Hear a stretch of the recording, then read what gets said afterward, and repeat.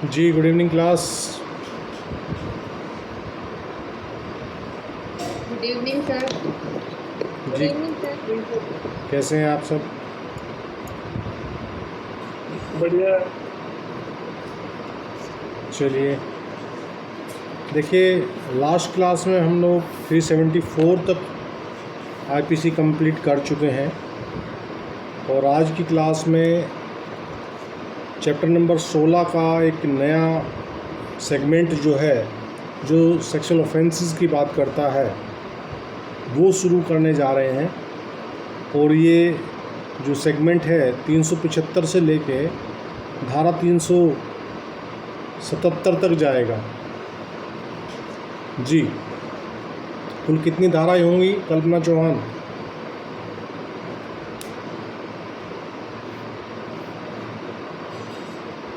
जी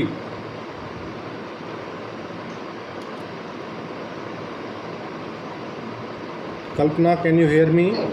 sir 3 sir. बहुत बढ़िया, 3 धाराएं होंगी। चलिए, अब इसमें जो सेक्शन 375 बात करता है वो रेप को डिफाइन करता है, रेप की परिभाषा बताता है। ठीक है, तो सेक्शन 375 पे मैं एक वीडियो बना के डालूँगा, आप लोग उसको देख लीजिएगा। 376 में दंड का प्रावधान बताया गया है। वो पेनल्टी हम देख लेते हैं कि 376 के लिए क्या पेनल्टी का प्रावधान है। Is that okay? 375 पे मैं एक डिटेल वीडियो उसको अच्छे से डिस्क्राइब करते हुए उसके सारे एस्पेक्ट, जितने क्या उसमें परिवर्तन आया, 2013 से पहले क्या व्यवस्था थी 375 में, अब क्या है, इसके बारे में पूरा एक डिटेल्ड वीडियो मैं आपको उपलब्ध करा दूंगा। तो वो आजकल में ही आपको मिल जाएगा। ठीक है, तो 376 बात करता है पनिशमेंट फॉर रेप की। ठीक है डियर? जी, यस सर। तो ये कह रहा है भाई कि whoever except in the cases provided for in subsection 2 commits rape shall be punished with rigorous imprisonment of either description for a term which shall not be less than 10 years but which may extend to imprisonment for life and shall also be liable to fine। ये कह रहा है 376 का जो एक है, उपधारा 1, वो कह रही है जो कोई उपधारा 2 में उपबंधित मामलों के सिवाय बलात्संग करेगा, ठीक है, वह दोनों में से किसी भांति के कठोर कारावास से, ठीक है, मतलब कि ये कौन सी बात हुई भाई, वह दोनों में से किसी भांति के कठोर कारावास से, ये तो लैंग्वेज में कुछ लोचा है। ये अगर आपके पास भी ऐसा कुछ लिखा हुआ है तो ये गलत लिखा हुआ है। क्यों शोभित? यही लिखा हुआ है। जी जी सर। क्या लैंग्वेज है जरा? सॉरी सर, मेरी साइड आवाज़ क्लियर नहीं आ रही आपको। क्या कह रहे हो? सर यही लिखा हुआ है, यही लिखा हुआ है सर, दोनों में से किसी भी बात लिखा रहा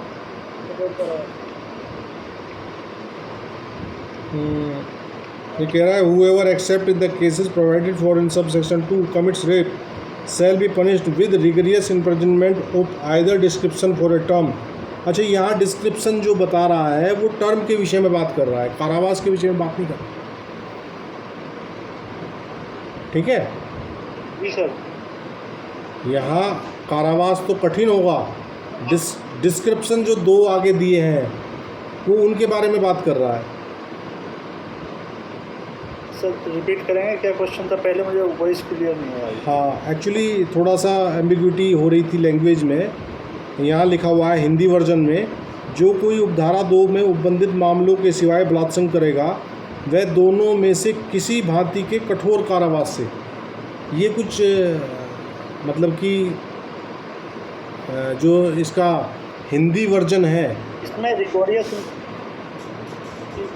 इसमें इसमें सर रिगोरियस इम्प्रिजनमेंट भी दो तरह का बताया गया है ना। हाँ, एक तो shall not be less than 10 years हाँ and second one is that can be extended to imprisonment for life। जी जी जी, ये उन दो में से किसी एक हाँ, की वो बात कर रही ये- है। तो इसने बोला ही बोला है, कठोर तो बोला ही। हाँ, ये डिस्क्रिप्शन जो है वो उसकी अवधि के विषय में बात कर रहा है।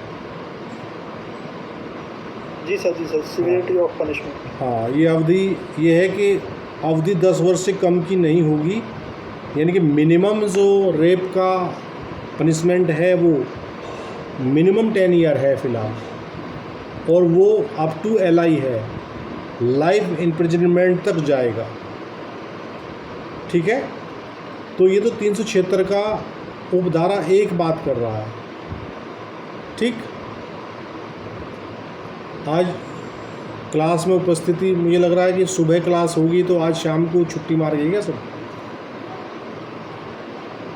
जी आज सर गर्मी बहुत है।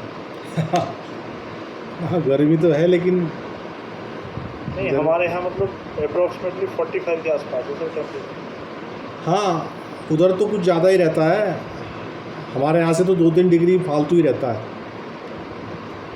जी अभी हमारे यहाँ जो शो कर रहा है वो 38 डिग्री सेल्सियस तापमान शो कर रहा है। 38 तक तो नॉर्मल है सर। ये जो 40 हम लोगों के यहाँ तो लाइट भी नहीं है, इन्वर्टर पे चल रहा है और वाईफाई भी बंद है। ओह, सो सीरियस। वाईफाई क्यों बंद है? लाइट की वजह से? सर वो कुछ सड़कें वगैरह, मतलब कोई तार वगैरह टूट गया है तो बिजली भी कटी हुई है और वाईफाई भी इस वजह से बंद है। अच्छा, कुछ आंधी अंदर आया क्या उधर? जी। पता नहीं जैसे रात से अपना पता नहीं कुछ हो गया है, तो अब आगे इस- तो प्रॉपर आ नहीं रही है, सब इन्वर्टर पे चलता है। हाँ, तो चलिए। वो सोच के चल रहा है सब। अब ये जो इसकी उपधारा 2 है, गर्मी सर सबकी परीक्षा ले रही है।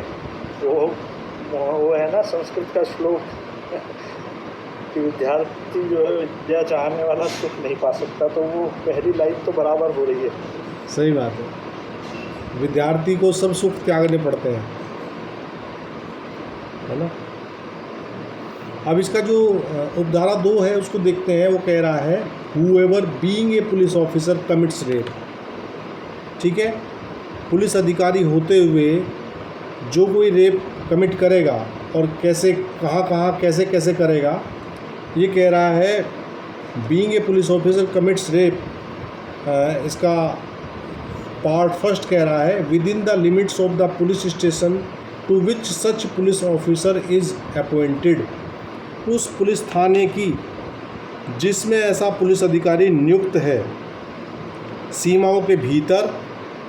ठीक है, या सेकंड पार्ट कह रहा है in the premises of any station house, या किसी थाने के परिसर में।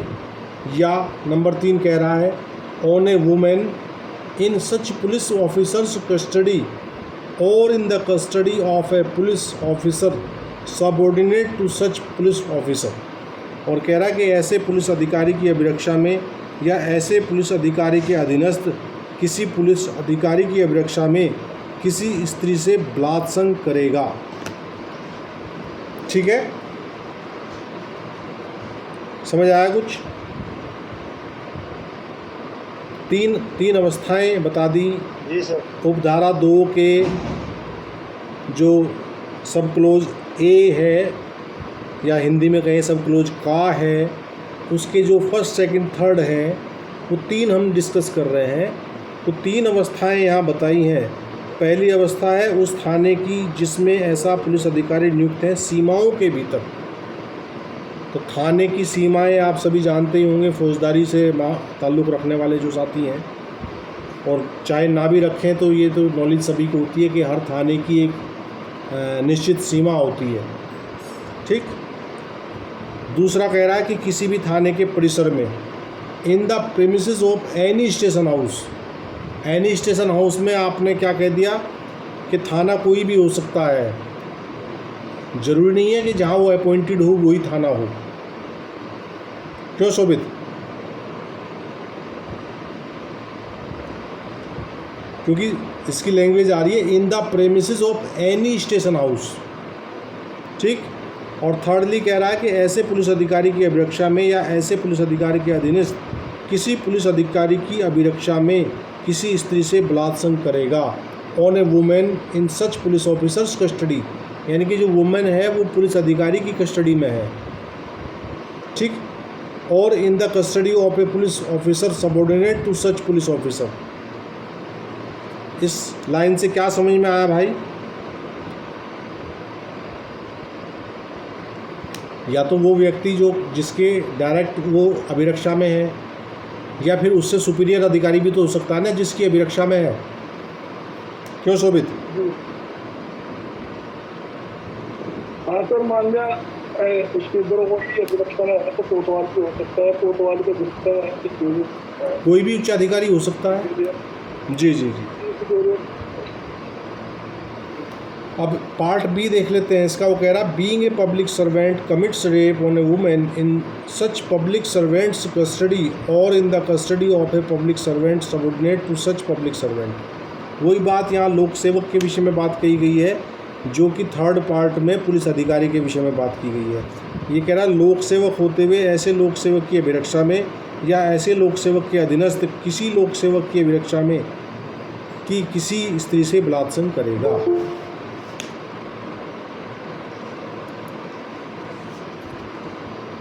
ठीक है, is that clear? C part देख लेते हैं। सी पार्ट कह रहा है being a member of the armed forces deployed in an area by the central और a state government commits rape in such area. ये कह रहा कि केंद्रीय या किसी राज्य सरकार द्वारा किसी क्षेत्र में अभिनियोजित सशस्त्र बलों का कोई सदस्य होते हुए उस क्षेत्र में बलात्संग करेगा। ठीक है, बहुत सारे ऐसे मामले आप सुनते होंगे कि भी सेना के जवानों के द्वारा या सशस्त्र बल और भी कोई हो सकता है, सीआरपीएफ हो सकता है, आईटीबीपी हो सकता है, ठीक है, और उसको डिप्लॉय किया गया है किसी क्षेत्र में, चाहे वो केंद्र सरकार के द्वारा किया गया हो चाहे राज्य सरकार के द्वारा किया गया हो। ऐसी अवस्था में यदि उस सशस्त्र बल का कोई जवान कोई सदस्य रेप कमिट करेगा तो यहाँ बात उसके बारे में की जा रही है। डी पार्ट कह रहा है बीइंग ऑन द मैनेजमेंट और on the staff of a jail, remand home और other place of custody established by or under any law for the time being in force or of a woman's or children's institution commits rape on any inmate of such jail, remand home, place or institution। ये कह रहा तत्समय प्रवृत्त किसी विधि द्वारा या उसके अधीन स्थापित किसी जेल, प्रतिप्रेषण गृह या अभिरक्षा के अन्य स्थान के या स्त्रियों या बालकों की किसी संस्था के प्रबंध तंत्र या कर्मचारी वृंद में होते हुए ऐसी जेल, प्रतिप्रेषण गृह, स्थान या संस्था के किसी निवासी से बलात्संग करेगा। या बीइंग ऑन द मैनेजमेंट और on the staff of A hospital commits rape on a women in that hospital. ये कह रहा किसी अस्पताल के प्रबंध तंत्र या कर्मचारी वृंद में होते हुए उस अस्पताल में किसी स्त्री से बलात्संग करेगा। या बीइंग ए रिलेटिव, गार्जियन और टीचर ऑफ ए और a person in a position of trust और authority towards the women commits rape on such women. स्त्री का कोई नातेदार, संरक्षक या अध्यापक अथवा उसके प्रति न्याय या प्राधिकारी की हैसियत में का कोई व्यक्ति होते हुए उस स्त्री से बलात्संग करेगा। या कमिट्स रेप ड्यूरिंग कम्युनल और सेक्रेटरियन वायलेंस, सांप्रदायिक या पंथीय हिंसा के दौरान बलात्संग करेगा। ठीक है, या commits rape on a women knowing her to be pregnant, और किसी स्त्री से यह जानते हुए कि वह गर्भवती है बलात्संग करेगा। इसका जो आई पार्ट है, आई पार्ट ओमिटेड है, वो नहीं है। ठीक है। और ये कह रहा है commits rape on a women incapable of giving consent, और उस स्त्री से जो सम्मति देने में असमर्थ है बलात्संग करेगा। या being in a position of control और dominance over a women commits rape on such women, और किसी स्त्री पर नियंत्रण या प्रभाव रखने की स्थिति में होते हुए उस स्त्री से बलात्संग करेगा। या commits rape on a women suffering from mental और फिजिकल डिसेबिलिटी, ठीक है। ये कह रहा कि मानसिक या शारीरिक निःशक्तता से ग्रसित किसी स्त्री से बलात्संग करेगा। बहुत सारा ये लंबा मामला है इसका जो ये बातें बताई जा रही हैं। और अगले वाला कह रहा है कि while committing rape causes grievous bodily harm to और मेम्स और डिसफिगर्स और endangers the life of a women. और ये कह रहा है कि बलात्संग करते समय किसी स्त्री की गंभीर शारीरिक अपहानि कारित करेगा, या विकलांग बनाएगा उसे, या विद्रूपित करेगा, या उसके जीवन को संकटापन्न करेगा, खतरे में डालेगा उसके जीवन को, ठीक है। या commits rape repeatedly on the same women, और उसी स्त्री से कोई बारंबार बलात्कार करेगा, तो कह रहा कि shall be punished with rigorous imprisonment for a term which shall not be less than 10 years, but which may extend to imprisonment for life, which shall mean imprisonment for the remainder of that person's natural life, and shall also be liable to fine। ये कह रहा कि वह कठोर कारावास से जिसकी अवधि 10 वर्ष से कम की नहीं होगी, किंतु जो आजीवन कारावास तक की हो सकेगी, जिससे उस व्यक्ति के शेष प्राकृत जीवन काल के लिए कारावास अभिप्रेत होगा, दंडित किया जाएगा और जुर्माने से भी दायी होगा। Is that clear? एनु, कल्पना? जी सर। जी, इसका एक्सप्लेनेशन भी देख लेते हैं। एक्सप्लेनेशन क्या कह रहा है? For the purposes of this section A, B, C, D, ठीक है, इसके 4 यहाँ स्पष्टीकरण बताए गए हैं। ये कह रहा armed forces means the naval, military and air forces and includes any member of the armed forces constituted under any law for the time being in force, including the paramilitary forces and any auxiliary forces that are under the control of the central government or the state government. यहाँ सशस्त्र बल को बताया गया है। हमने सशस्त्र बल पीछे पढ़ा है एक उपधारा में, तो यहाँ सशस्त्र बल के विषय में बात कर रहा है।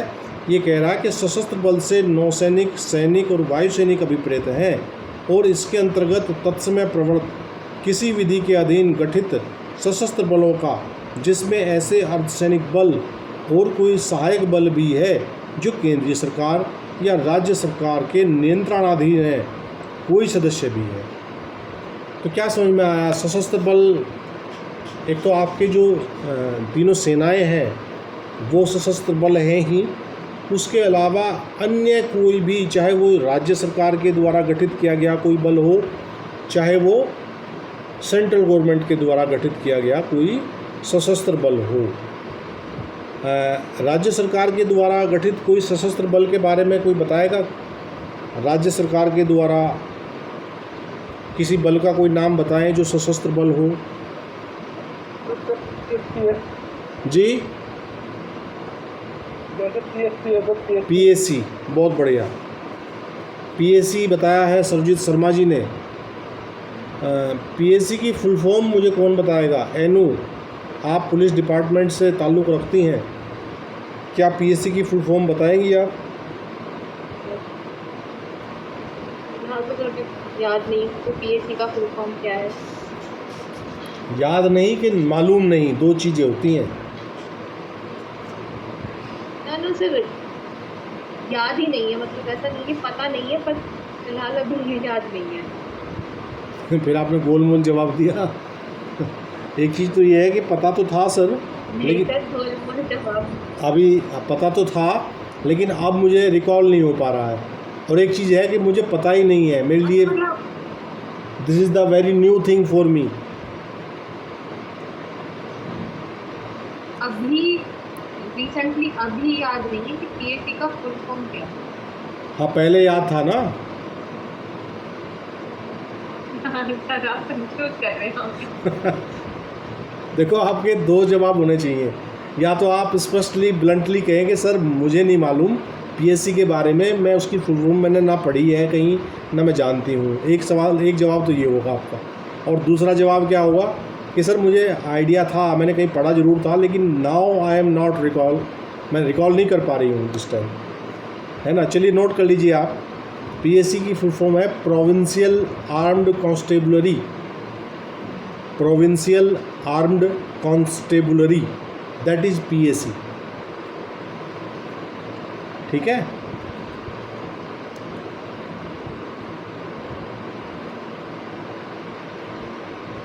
कल्पना चौहान, नोट कर लिया आपने?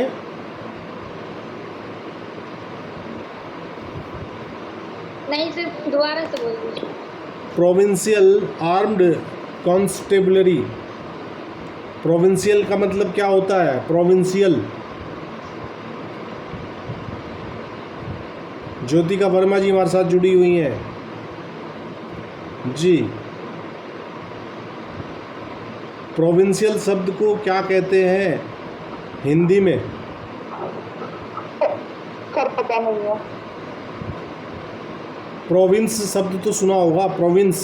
प्रोविंशियल को हिंदी में प्रांतीय बोलते हैं हाँ ना? प्रांतीय, प्रांत, जैसे हमारा उत्तर प्रदेश एक प्रांत है, बिहार एक प्रांत है, तो इनको प्रोविंस बोला जाता है ना। तो ये प्रांतीय हमारी सशस्त्र आरक्षी दल है ये पीएससी जो है।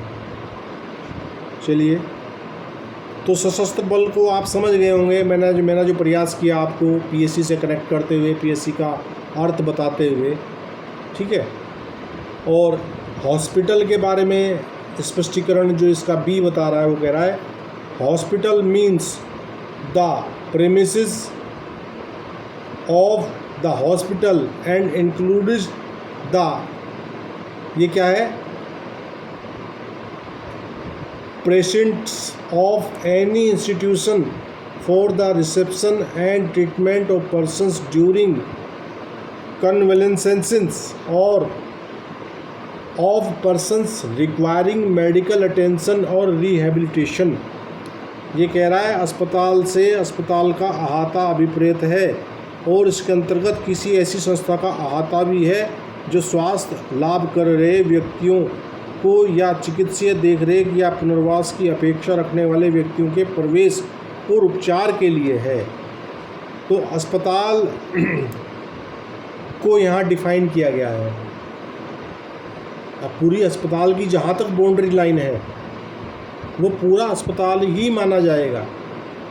आपने देखा होगा अस्पताल के, मान लीजिए फ्रंट में कोई बागीचा बना हुआ है, होता है ना हॉस्पिटल में, आप देखेंगे कहीं सौंदर्यीकरण के लिए उसमें बागीचा बना रखते हैं, तो वो जो बागीचा वाला एरिया है वो भी अस्पताल ही गिना जाएगा, वो पूरा अहाता माना जाएगा। मतलब कि ज़रूरी नहीं है कि अस्पताल की बिल्डिंग के अंदर रेप होगा तभी अस्पताल के अंदर रेप माना जाएगा। अस्पताल के उस एरिया में भी यदि रेप किया जाएगा जो बिल्डिंग से इतर है, ओपन एरिया है, अहाता है, खुला एरिया है, कहीं कोई बागीचा बना हुआ है, तो वो एरिया भी अस्पताल में ही पढ़ा जाएगा। ये इसका बी पार्ट कह रहा है। और सी कह रहा है police officer shall have the same meaning as assigned to the expression police under the police act 1861, 5th of 1861। और पुलिस अधिकारी का वही अर्थ होगा जो पुलिस अधिनियम 1861 में 1805 के अधीन पुलिस पद में उसका है। तो पुलिस एक्ट में जो पुलिस अधिकारी का अर्थ बताया गया है वो यहाँ भी सेम ही अर्थ पढ़ा जाएगा। Is that okay? क्लियर है भाई? और डी कह रहा है कि वोमेंस और children's institution means an institution whether called an orphanage और a home for neglected women और चिल्ड्रन और a widows home or an institution called or by any other name which is established and maintained for the reception and care of women or children। यहाँ स्त्रियों या बालकों की संस्था को बताया गया है इस स्पष्टीकरण में। ये कह रहा है कि स्त्रियों या बालकों की संस्था से स्त्रियों और बालकों को ग्रहण करने और उनकी देखभाल करने के लिए स्थापित और अनुरक्षित कोई संस्था अभिप्रेत है। कोई भी संस्था जो इस टाइप का काम करती हो वो यहाँ से अभिप्रेत है, चाहे उसका नाम अनाथालय हो या उपेक्षित स्त्रियों या बालकों के लिए गृह हो या विधवाओं के लिए गृह हो या किसी अन्य नाम से ज्ञात कोई संस्था हो। क्या समझे? जरूरी नहीं है कि वहाँ अनाथालय पे अनाथालय ही लिखा हो, किसी भी नाम से कोई संस्था, बस उसका उद्देश्य यहाँ से रिलेट होना चाहिए। जो उद्देश्य यहाँ बताए गए हैं उन उद्देश्यों से उसकी पहचान की जाएगी, ना कि किसी स्पेसिफिक नाम से।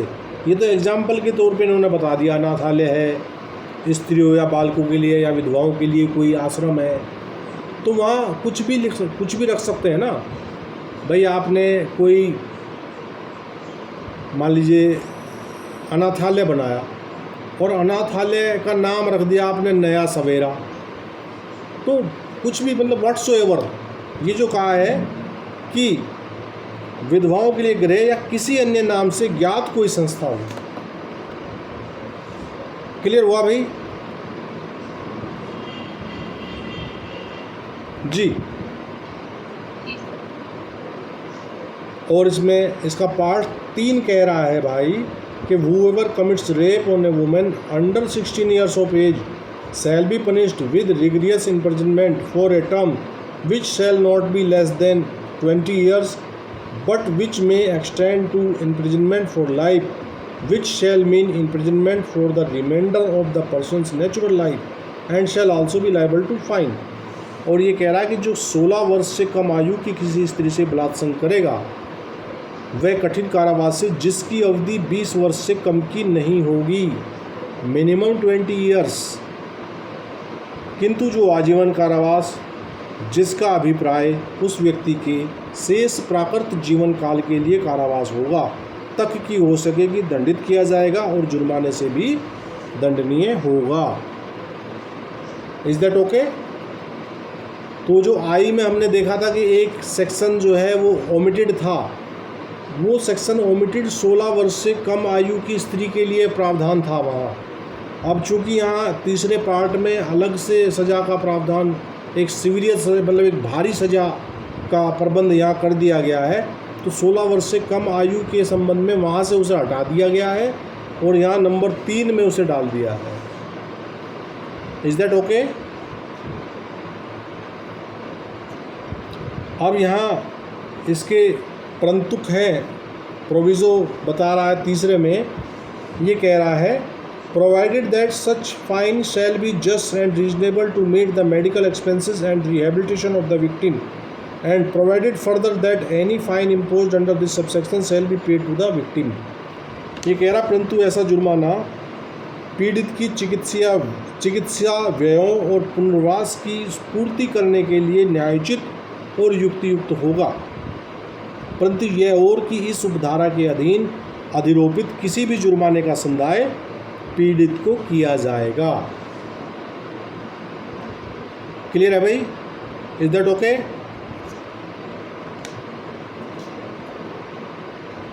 हाँ जी। एनु, कल्पना, ज्योतिका, सर्वजीत। जी सर। चलिए अब इसके बाद 376A, 376B, C, ठीक है ना। तो इसमें अलग अलग परिस्थितियां बताई गई हैं और अलग अलग परिस्थितियों के लिए अलग अलग दंड बताए गए हैं। अक्सर चार्ज फ्रेम करने के लिए जो मामले हमारे पास एग्ज़ाम के दौरान आते हैं वो सीधा सिंपल नहीं देंगे आपको बिल्कुल कि सीधा 376 पे चार्ज फ्रेम कर दो या 376 पे जजमेंट लिखने को आएगा। तो आपको जजमेंट जो है वो इन A, B, C, A, B, ये जो अलग से धाराएं जोड़ी गई हैं, इन धाराओं से संबंधित ज़्यादा मामले आते हैं, तो इनको समझना बहुत ज़्यादा आवश्यक हो जाता है। 376A देखते हैं। ये कह रहा है पनिशमेंट फॉर कॉजिंग डेथ और resulting in persistent vegetative state of victim. ये कह रहा है 376A कि पीड़ित की मृत्यु या लगातार विकृतशील दशा कारित करने के लिए दंड का प्रावधान जो है 376A में जोड़ा गया है। ठीक,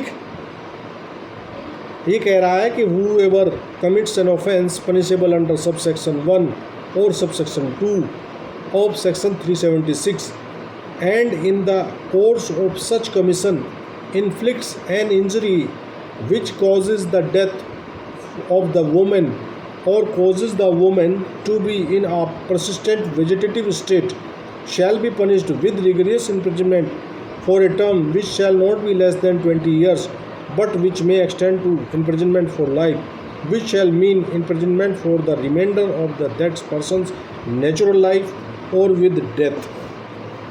देखिए 376A में कितना सज़ा का मापमान बढ़ा दिया गया है।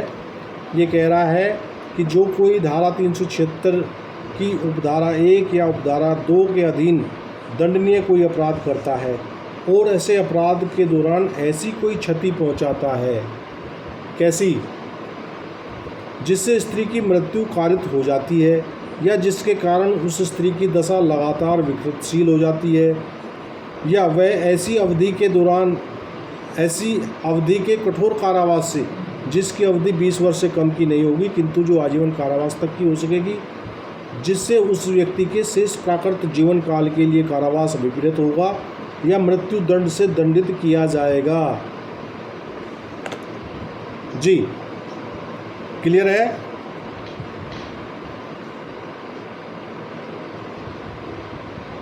हाँ जी,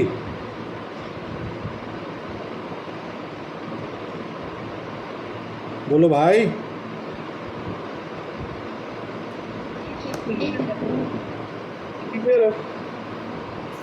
चलिए बहुत अच्छी बात है, क्लियर है तो आगे बढ़ते हैं। अब अगला सेक्शन है, ये जोड़ा गया है 376A(B) और ये दंड विधि संशोधन अधिनियम 2018 का 22 की धारा 5 के द्वारा यहाँ इंट्रोड्यूस किया गया है और 21/4/2018 से ये प्रभावी है। 376A(B) ये कह रहा है punishment for the rape on a women under 12 years of age. 12 वर्ष से कम आयु की यदि स्त्री से कोई बलात्संग करेगा तो उसके लिए दंड का प्रावधान 376A(B) में दिया हुआ है। ये क्या कह रहा है भाई? whoever commits rape on a woman under 12 years of age shall be punished with rigorous imprisonment for a term which shall not be less than 20 years but which may extend to imprisonment for life, which shall mean imprisonment for the remainder of that person's natural life and with fine or with death। ये कह रहा provided that such fine shall B, वही है कि जो fine होगा वो उसके जो चिकित्सीय खर्चे होंगे उनको मीट करने के लिए जस्ट होगा और जो फाइन होगा वो सारा का सारा फाइन विक्टिम को दिया जाएगा। तो 376A(B) का हिंदी वर्जन कह रहा है जो कोई 12 वर्ष से कम आयु की किसी स्त्री से बलात्संग करेगा वह कठिन कारावास से जिसकी अवधि 20 वर्ष से कम की नहीं होगी किंतु जो आजीवन कारावास जिसका अभिप्राय उस व्यक्ति के शेष प्राकृत जीवन काल के लिए कारावास होगा तब की हो सकेगी और जुर्माने से अथवा मृत्यु से दंडित किया जाएगा। ठीक है भाई। तो 12 वर्ष से कम आयु की स्त्री से यदि कोई बलात्संग करेगा तो उसकी सज़ा वो टाइट सज़ा है। क्या बताया गया है कि सज़ा की अवधि 20 वर्ष से कम की तो नहीं होगी बल्कि वो आजीवन कारावास तक की हो सकेगी। ठीक है। और यहाँ डेथ पेनल्टी भी बताई गई है, कैपिटल पनिशमेंट भी दिया जा सकता है। क्लियर है भाई?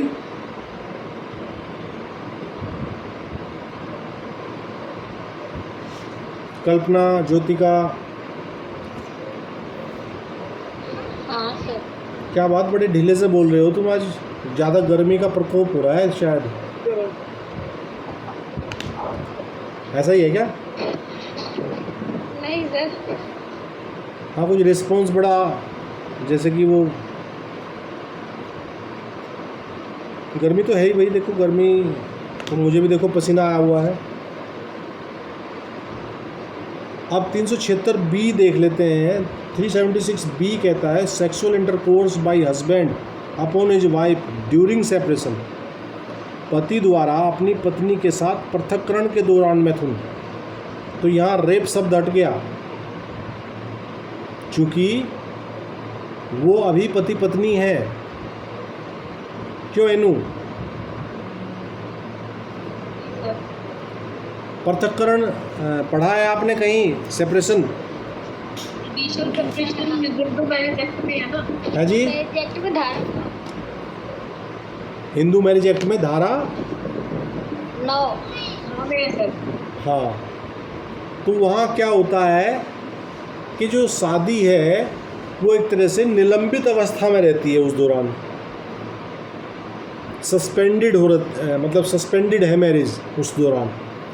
सस्पेंशन और टर्मिनेशन में तो आप अंतर जानते ही होंगे। ज्योतिका वर्मा,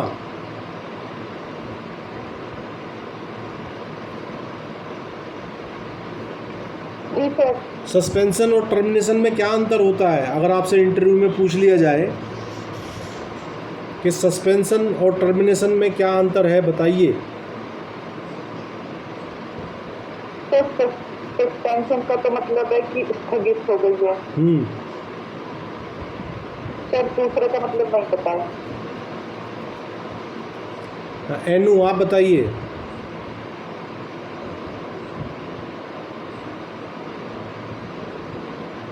तो सस्पेंशन तो हुआ है जो कुछ टाइम के लिए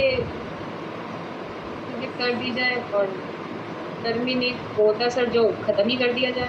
हाँ, वो बिल्कुल वही बात मैं आपको समझाने का प्रयास कर रहा हूँ कि जो सेपरेशन ऑफ वो है हिंदू मैरिज एक्ट में धारा 9 बताई है कल्पना ने, तो वहाँ क्या है, विवाह का निलंबन है, विवाह भंग नहीं हुआ है। और जो सेक्शन 13 है वो टर्मिनेशन ऑफ मैरिज है, तो वहाँ तो बिल्कुल टर्मिनेटेड हो जाएगी शादी। और पृथक्करण के दौरान ये है कि आपके बीच एक निश्चित समय बीत जाने से पहले यदि आप जो है आपसी सम्मति से मिल जाते हैं दोबारा, तो आपकी जो शादी का सस्पेंशन है वो ख़त्म हो जाता है। यहाँ 376 बी कह रहा है कि sexual intercourse bye husband upon his wife during separation. तो ये कह रहा है whoever has sexual intercourse with his own wife who is living separately whether under a decree of separation or otherwise without her consent shall be punished with imprisonment of either description for a term which shall not be less than 2 years but which may extend to 7 years and shall also be liable to fine। तो यहाँ क्या हुआ कि पति ने पत्नी जो कि पृथक्करण में रह रही है, और वो कैसे रह रही है, जो कि पृथक्करण की डिक्री के अधीन या अन्यथा। ठीक है, पृथक्करण की डिक्री तो न्यायालय से लेते हैं हम, तो या तो वो डिक्री के अध्याधीन रह रही है या अन्यथा भी यहाँ बता दिया गया है। अब अन्यथा को कैसे साबित करेंगे, ये टेढ़ी खीर हो जाएगी। भाई डिक्री के आप डिक्री के अधीन रह रहे हो तो आपके पास एक कागज़ है, और अन्यथा आप रह रहे हो तो अन्यथा में आपको साबित करने के ज़्यादा क्या सबूत जुटाने पड़ेंगे कि भाई आप सेपरेशन में इस घर से अलग रह रहे हैं, कहीं रेंट पे रह रहे हैं या कहीं अन्य जगह रह रहे हैं। तो ये अवस्था यहाँ दोनों दे दी गई है। पृथक रह रही है तो उसकी सम्मति के बिना मैथुन करेगा तो वह दोनों में से किसी भारतीय कारावास से जिसकी अवधि 2 वर्ष से कम की नहीं होगी, किंतु जो 7 वर्ष तक की हो सकेगी, दंडित किया जाएगा और जुर्माने से भी दंडनीय होगा। Is that okay?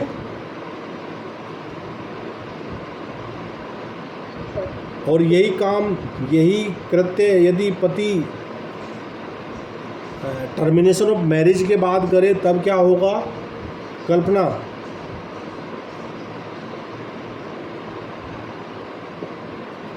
सर वो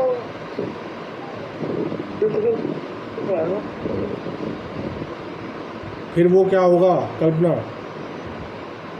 किसके बाद पूछा आपने? मैंने कहा कि अगर ये कृत्य तो यहाँ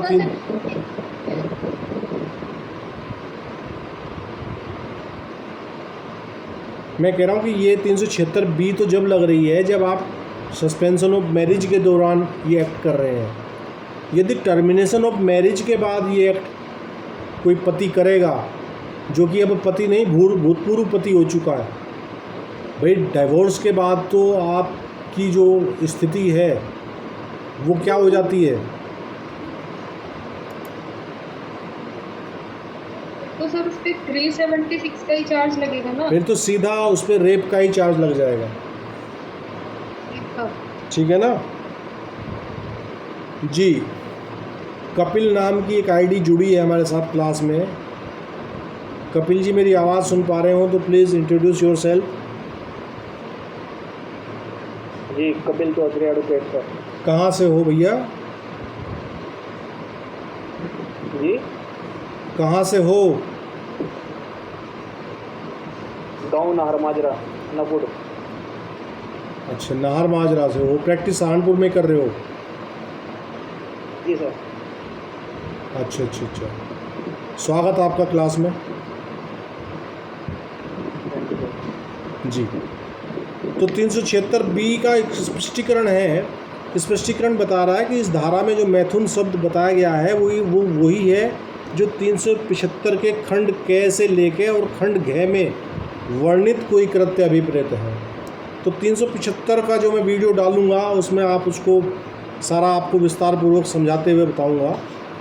तो वहाँ जो कृत्य बताए गए हैं वो सारे कृत्य यहाँ भी सेक्सुअल इंटरकोर्स का मतलब वही है जो 375 के खंड क से लेके और खंड घ तक बताए गए हैं। Is that okay? अब अगला 376C बात करता है sexual intercourse by a person in authority. ठीक, अब यहाँ रेप की बात नहीं की जा रही है, यहाँ सेक्सुअल इंटरकोर्स शब्द आ रहा है। 376B में भी शब्द जो है सेक्सुअल इंटरकोर्स आया है और यहाँ C में भी वही बात आई है। ये कह रहा है whoever being in a position of authority or in a fiduciary relationship or B a public servant or C superintendent or manager of a jail, remand home or other place of custody established by or under any law for the time being in force or a women's or children's institution or D on the management of a hospital or being on the staff of a hospital। ये लगभग सारी बातें वही हैं जहाँ इन लोगों ने rape किया था।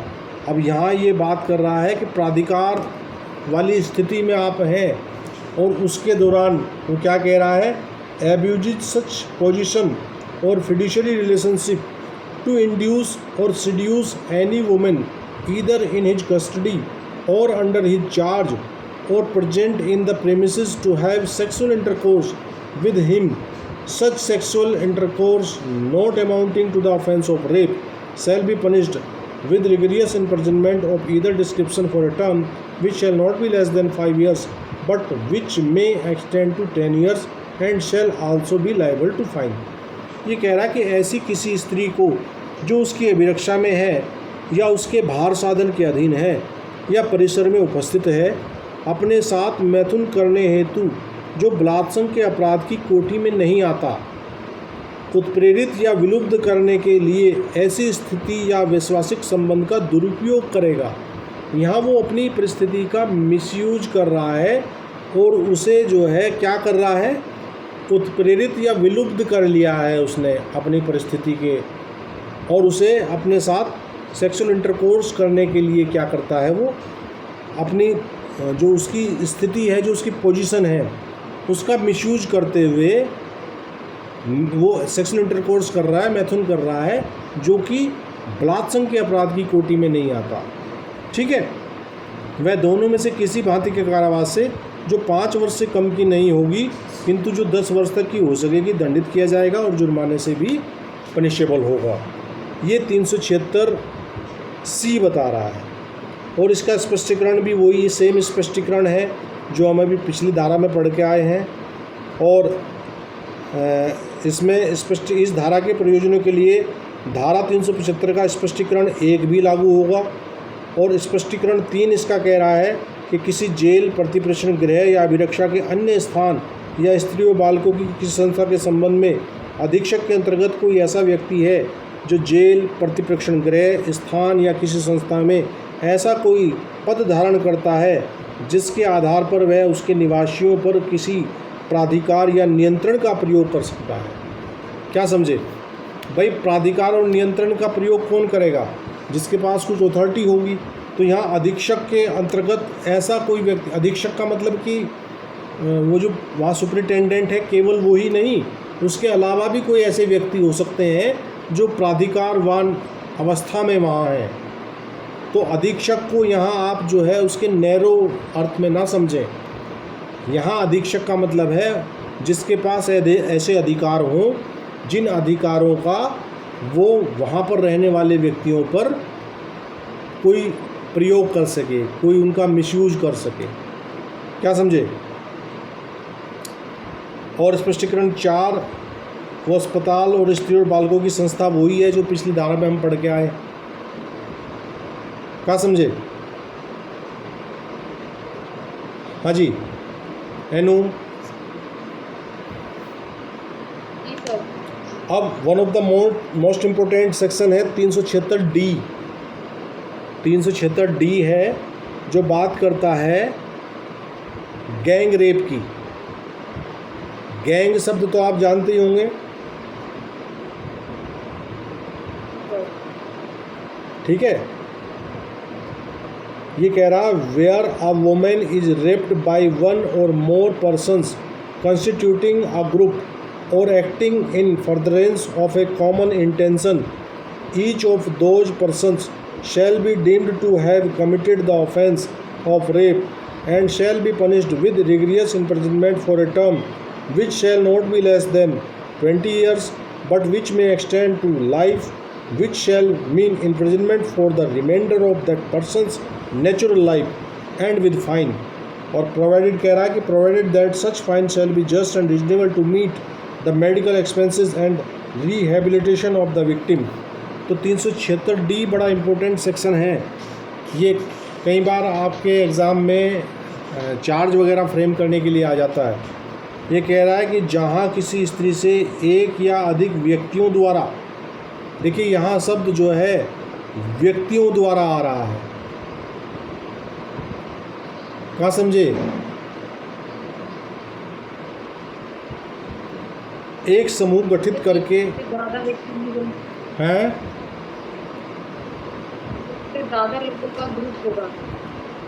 हाँ तो व्यक्ति शब्द आ रहा है ना, यहाँ पर्सन शब्द आ रहा है। तो पर्सन शब्द और मैन शब्द में क्या अंतर है? कल्पना चौहान।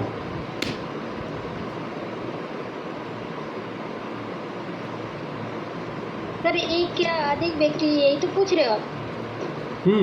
नहीं, यहाँ पर्सन शब्द आया है और जब हमने 376 पढ़ना शुरू किया था तो वहाँ शब्द क्या था? 375 जो है a man is said to commit rape, 375 की जो परिभाषा शुरू हो रही है वहाँ मैन शब्द से शुरू। हाँ सर वहाँ एक, यहाँ कई है। अरे मैन का बहुवचन तो MEN और MAN का अंतर होता है भाई। अगर कहीं कहीं लिखना था तो यहाँ MEN कर देते। क्यों एनू? मैन का बहुवचन MEN ही तो होता है। जी सर, वो सर वुमेन का वीमेन होता है। हाँ तो यहाँ पर्सन शब्द क्यों लिखा है? ज्योतिका वर्मा, कपिल, सरजीत शर्मा। पर्सन में सर लेडीज और जेंट्स दोनों हैं? सर पर्सन में लेडीज और जेंट्स दोनों आ सकते हैं सर। हाँ तो ये में नहीं आ सकते। तो सामूहिक बलात्कार संघ में कोई स्त्री भी तो उस ग्रुप की मेंबर हो सकती है जो किसी स्त्री से रेप कराए।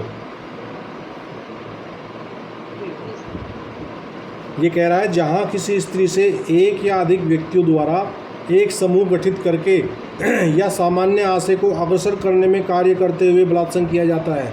सामान्य आशय को अग्रसर करते हुए सेक्शन 34 भी इंक्लूड कर दिया यहाँ, ठीक है। वहाँ उन व्यक्तियों में से प्रत्येक के बारे में यह समझा जाएगा कि उसने बलात्कार का अपराध किया है और वैसी अवधि के कठोर कारावास से जिसकी अवधि 20 वर्ष से कम की नहीं होगी किंतु जो आजीवन कारावास तक की हो सकेगी, जिससे उस व्यक्ति के शेष प्राकृत जीवन काल के लिए कारावास अभिप्रेत होगा, दंडित किया जाएगा और जुर्माने से भी दंडनीय होगा। परंतु ऐसा जुर्माना पीड़ित के चिकित्सीय खर्चों को पूरा करने और पुनर्वास के लिए न्यायोचित और युक्तियुक्त होगा। ये बात आपको हर जगह मिल रही है। रेप की पीड़िता को जाएगा, जो भी जुर्माना लगेगा एक्यूज़ पर वो कहाँ जाएगा, रेप की पीड़िता को जाएगा। ठीक है, तो 376D जो है वो गैंग रेप की बात करता है। ठीक, और लगे हाथ इसके 2-3 सेक्शन है, इन्हें भी फिनिश कर देते हैं। आज आपका 376 कवर हो जाएगा। फिर कल की क्लास में जो है 377 को डीपली पढ़ेंगे, क्योंकि 377 जो है देखने में छोटी धारा है, लेकिन उसको जब पढ़ेंगे तो वो पूरा एक लेक्चर लेगी। उसके केस लॉज बड़े इंपॉर्टेंट हैं। ठीक है, तो 376D बात कर रहा है punishment for gang rape on a women under 16 year of age. तो अगर 16 वर्ष की से कम आयु की स्त्री से कोई सामूहिक बलात्संग करेगा तो 376D में बात चली जाएगी। और DB बात करता है punishment for gang rape on a women under 12 years of age. तो यहाँ उम्र का अंतर है। अगर 16 वर्ष से कम आयु है तो 376D लगेगी। 12 वर्ष से कम आयु की स्त्री है गैंग रेप में तो वहाँ 376DB लगेगी। ठीक है, क्लियर है। और यहाँ जो है थोड़ा इनमें सज़ा का अंतर हो सकता है। ये सेक्शन आप स्वयं देख लेना, 376DA DB। अब जो मोस्ट इम्पोर्टेंट सेक्शन है इसका 376E, वो कह रहा है पनिशमेंट फॉर रिपीट ऑफेंडर्स। ये कह रहा पुनरावृत्ति करता अपराधियों के लिए दंड। ये कह रहा है कि whoever has been previously convicted of an offence punishable under section 376 or section 376A और सेक्शन 376AB और D और DA DB, मतलब ये जो सारे सेक्शन यहाँ बताए गए हैं, इन सेक्शन के दौरान किसी व्यक्ति को पहले दंडित किया जा चुका है and is subsequently convicted of an offence punishable under any of the said sections shall be punished with imprisonment for life, which shall mean imprisonment for the remainder of that person's natural life or with death। ये कह रहा है कि यदि कोई repeatedly करेगा, पूर्व उसकी दोष सिद्धि हो चुकी है और दोष सिद्धि होने के बाद वो फिर कर देता है ऐसा कोई कृत्य जो इन धाराओं में बताया गया है, तो वो भैया उसको यदि दोबारा रिपीटेड ऑफेंस के लिए दोषित किया जाएगा तो वहाँ कम से कम सज़ा आजीवन कारावास है और अधिकतम सज़ा मृत्यु दंड है। Is that okay? तो आज की क्लास में हमने सेक्शन, हाँ बोलिए। कुछ नहीं बोला। चलिए, तो आज की क्लास को हम यही विराम देते हैं और हमने इसमें 376 के अलग अलग पार्ट्स को पढ़ा समझा और इसको आप भी रिवाइज भी करिएगा। देखो ये ऐसे सेक्शन हैं कि इनको बार बार पढ़ने से ही आपको ये ध्यान में रह पाएंगे।